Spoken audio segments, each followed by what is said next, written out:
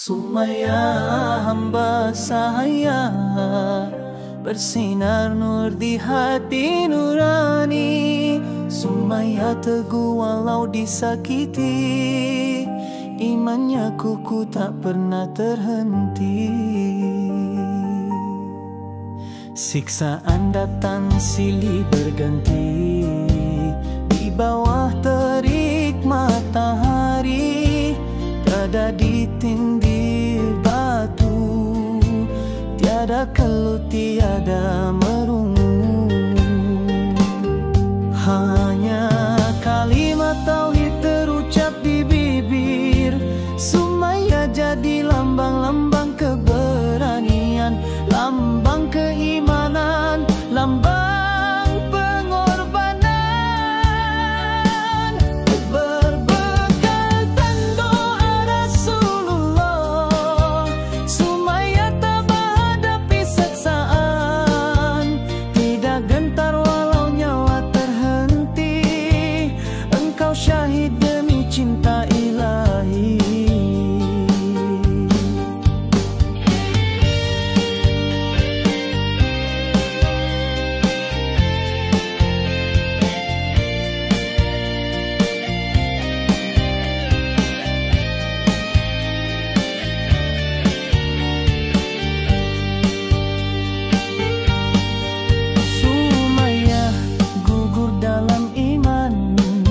Syahidmu harum dalam syurga ilahi, darahmu jadi saksi abadi, bahwa iman tak bisa dibeli.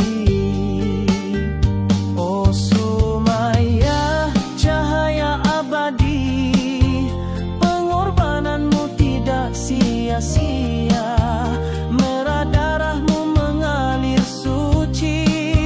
Sumaya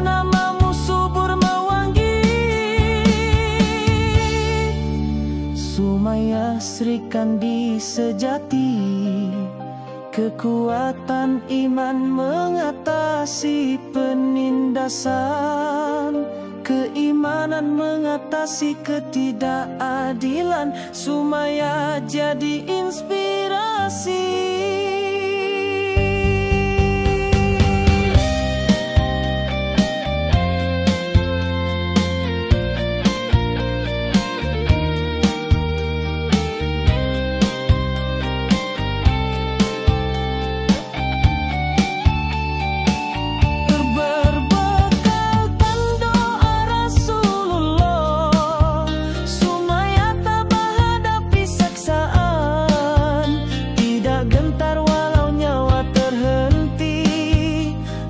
Syahid demi cinta ilahi.